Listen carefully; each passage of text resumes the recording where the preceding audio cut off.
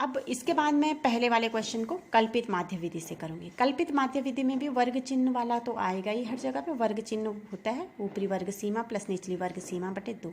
मैं ये इसलिए लिख रही हूँ यहाँ पे पहले ही, ताकि आपको कन्फ्यूज़ न हो निकालने में। देखिए वर्ग अंतराल हमें जो क्वेश्चन में दे रखा मैंने वही लिखा है, और घरों की संख्या ये वाला, ठीक है। दो तो वही आएंगे, दो पहले वाले जो थे पॉइंट। अब वर्ग चिन्ह भी हमने पहले निकाला है, इसलिए हमें दिक्कत नहीं होगी। इन दोनों को जोड़ के 2 का भाग देना है, तो वही जो पिछली बार लिखा है वही मैंने यहाँ पे ले लिया है। 1 3 5 7 9 11 13, ठीक हो गया। अब यहाँ पे जो नई चीज़ है वो है डी आई। डी आई कैसे निकालना है? एक्स आई माइनस ए। अब ए क्या है? ए हमने वर्ग चिन्ह से कोई भी पॉइंट न लेना है, बीच बीच का जो आपको लगे। तो यहाँ पे मैंने ए बिल्कुल बीच वाला लिया है 7। वर्ग चिन्ह में जो सब बीच वाला है 7 मैंने ए ले लिया। आप अपने हिसाब, मैंने बहुत ऊपर बहुत नीचे ना लेके बीच बीच का कोई भी ले लीजिए आप। मैंने 7 वाला लिया है ए। अब एक्स आई माइनस ए, यानी कि इसमें से 7 को घटाना है। D I is equal to है एक्स आई माइनस ए। तो 1 में से 7 को घटाएंगे, मैंने यहाँ पे लिखा है इसीलिए मैं 1 में से 7 को घटाएंगे तो ऋण 6, 3 में से 7 को घटाएंगे तो ऋण 4, 5 में से 7 को घटाएंगे तो ऋण 2, 7 में से 7 को घटाएंगे तो 0, 9 में से 7 को घटाएंगे तो 2, 11 में से 7 को घटाएंगे तो 4, 13 में से 7 को घटाएंगे तो 6। यहाँ पे है समझने वाली बात। एक्स आई माइनस ए है 7, ए यहाँ से लेना है वर्ग चिन्ह से, ठीक हो गया। अब ये आ गया डी आई। अब जैसे पहले वाले विधि में हमने इन 2 को गुणा किया था, यहाँ पे हमने इसको और इसको गुणा किया है। एफ आई और डी आई को गुणा करना है, तो गुणा कीजिए। ऋण 6, ऋण 8, ऋण 2। 0 को किसी से भी गुणा करेंगे तो 0 आएगा। 6 दूने 12, 4 दूने 8, 6 तिया 18।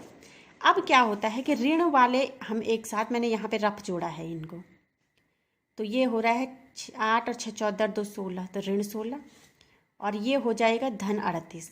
तो ऋण 16 और धन 38 को जब हम जोड़ेंगे तो ऋण धन का ऋण होता है, और चिन्ह हमेशा बड़े वाले का आता है। तो यहाँ पे ये धन है, तो ये हो जाएगा 22। ये आपको करना है। अब ये हो गया 22। अब हमारे पास जो फॉर्मूला है कल्पित माध्य विधि से माध्य निकालने का, वो है A plus sigma F I D I upon F I. तो ए मैंने कितना निकाला है 7, तो मैं 7 लिख लूँगी, plus sigma F I D आई 22 बटे 20। तो ये जैसे 7 धन 22 में 20 का भाग देंगे तो 20 एकम को 20, बचेगा 2, लगेगा दशमलव, उतरा 0, 20 एकम को 20। अब इसको जोड़ो 8.1। देखो यहाँ भी 8.1 आया था, और यहाँ भी 8.1 आया है। तो ये है इसका दूसरा मेथड। दूसरा मेथड में क्या होता है, हमारा ये वाला एक बढ़ जाता है, एक डिब्बा बढ़ा है ना हमारी टेबल में।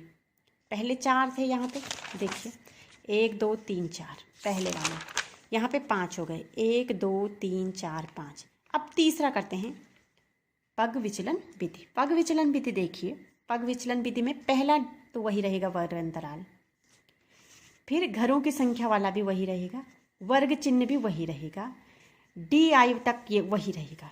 देखिए यहाँ तक यही है, यहाँ तक मुझे आपको समझाने की ज़रूरत नहीं होनी चाहिए कि पहले जो क्वेश्चन दे रखा था उसके बाद एफ आई, फिर वर्ग चिन्ह कैसे निकाले, इन दोनों को जोड़ा और 2 का भाग दिया।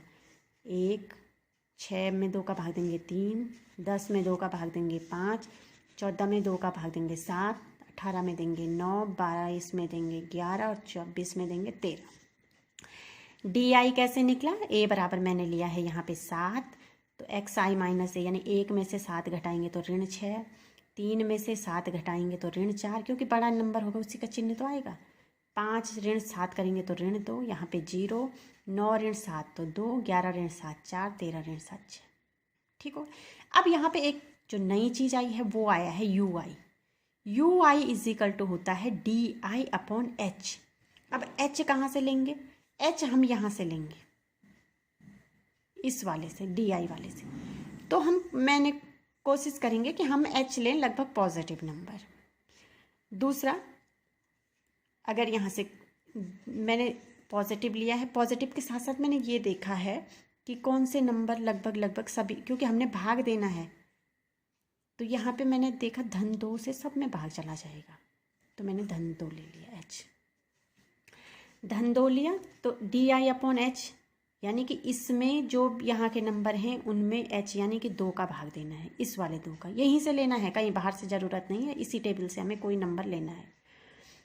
तो मैंने लिया ऋण 6 में 2 का भाग दिया तो ऋण 3, ऋण 4 में 2 का भाग दिया तो ऋण 2, ऋण 2 में 2 का भाग दिया तो ऋण 1, 0 में देंगे तो 0 आएगा, 2 में देंगे तो 1 आएगा, 4 में 2 का भाग देंगे तो 2, और 6 में 2 का भाग देंगे तो 3।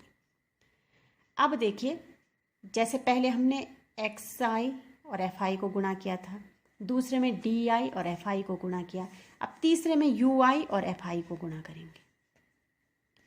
तो ऋण 3 गुणा 1 यानी कि ऋण 3, ऋण 2 गुणा 2 यानी कि ऋण 4, ऋण 1 गुणा 1 ऋण 1, 0 गुणा 5 0, 1 गुणा 6 6, 2 गुणा 2 4, 3 गुणा 3 9।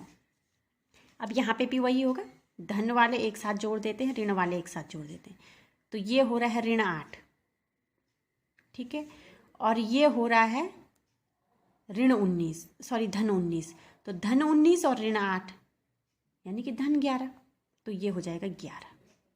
इसको जोड़ के सिग्मा का मतलब है जोड़ किया है हमने, इसका जोड़ किया तो 11 आया, इसका जोड़ किया तो 20 आया।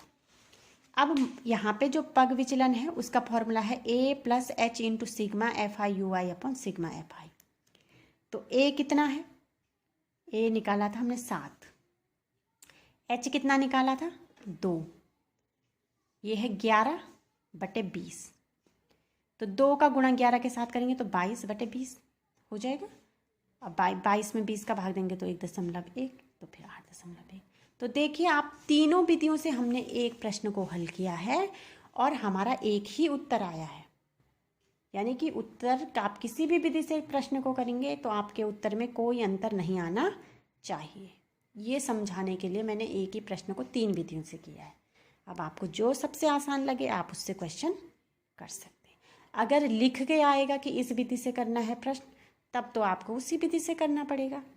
अगर ये आएगा कि आप उपयुक्त विधि से प्रश्न को हल कीजिए, तो आप अपने हिसाब से प्रश्न को हल कर सकते हैं, जो आपको आसान लगे। तो आप प्रश्न को समझिए और नोट कीजिए।